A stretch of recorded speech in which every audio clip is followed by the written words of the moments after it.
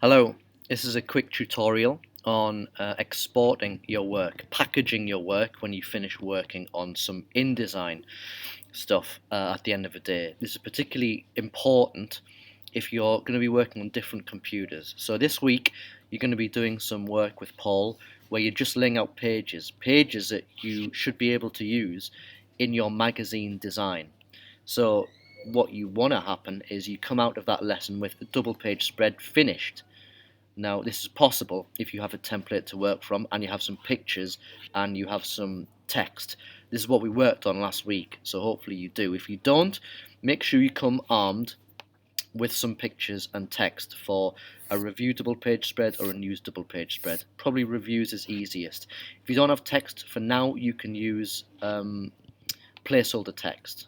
You can do that by going to any text box, clicking on it and going to, which one is it? It's, yeah, type and fill with placeholder text. I've done it already, so that's why that's grayed out. But you don't need the text and you don't need the images. You can sort of do a layout even without them if you don't.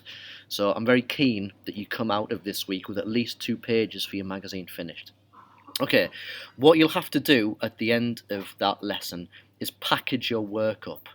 And I'm going to show you why.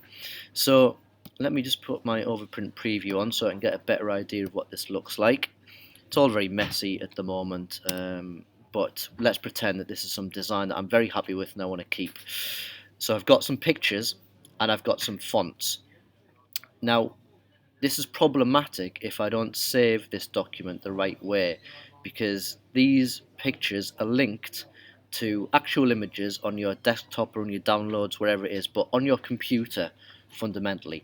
If you take this InDesign document away and put it on a new computer without saving this correctly, the images will no longer be on that computer, and that means the link between what is like a preview here and the actual image is broken, and you won't be able to use that image.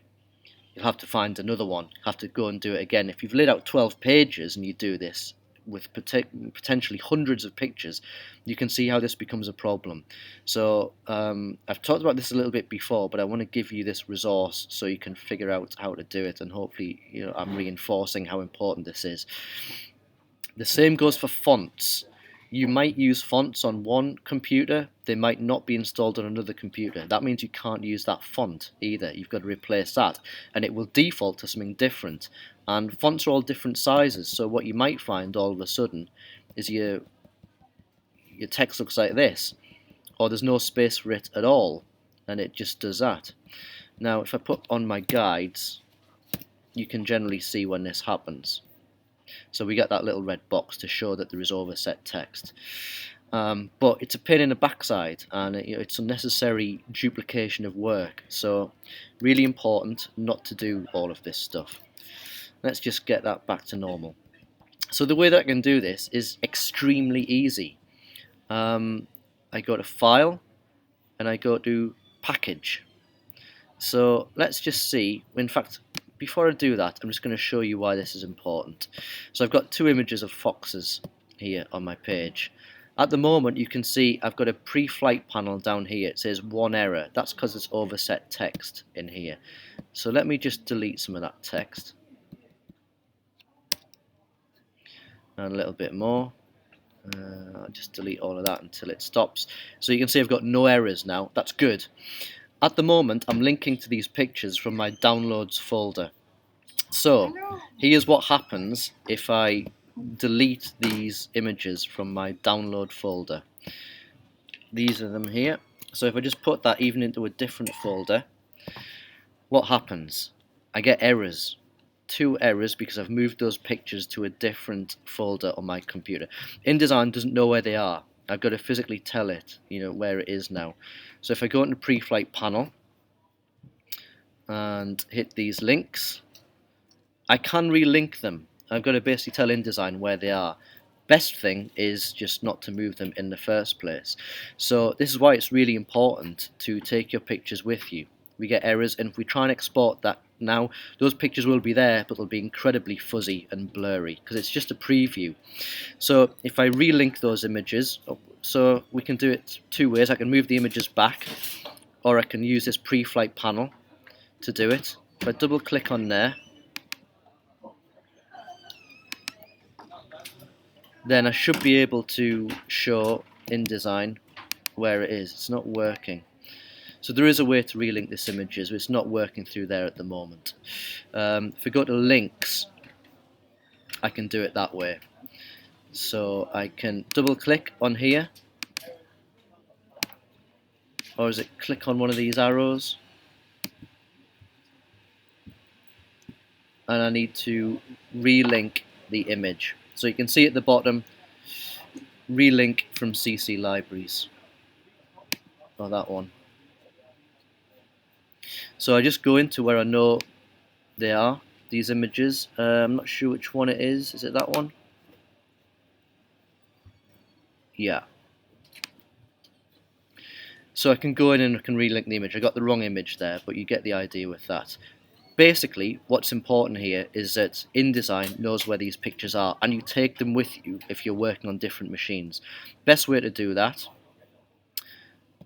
go to File, go to Package. We don't really have to click through too much of this stuff on here. We can just go straight to Package. Yeah, we'll save that document beforehand. It's always worth doing that. And I'll give it something, so a title, so I can remember what it is. Yes, we can agree to all of that sort of stuff. What it's basically saying is you shouldn't be kind of taking fonts with you because they're copyrighted. But we can't do this design without it. Now, if I go onto the desktop, amongst all of the other files I've got on here, you can see Robin Fox Design, and it's in a folder. It's not just an InDesign document. What's in here? The document fonts that I've used, the links that I've used, which means the pictures, the InDesign document, which is that one, and a PDF of it showing what it looks like. So get into the habit of doing this every single time you finish some design work and you know you're going to be taking it to a different computer. We can also check the quality of our images by packaging a PDF to see if they look good. That one looks pretty good. So now if I took this to a different machine and I put this package on a pen drive, if I opened up the InDesign document from the pen drive or from the cloud or from Drive, whatever it is, these fonts and these pictures are still here, so everything will still work the way it was. If I don't, the pictures will be gone or very, very blurry, and those fonts will have been replaced in all likelihood by different fonts. So moral of the story is, get used to packaging, update and save every time you finish your design, and you don't lose any of that design. Hope that was helpful. Give me your questions if you have any. I'll see you soon.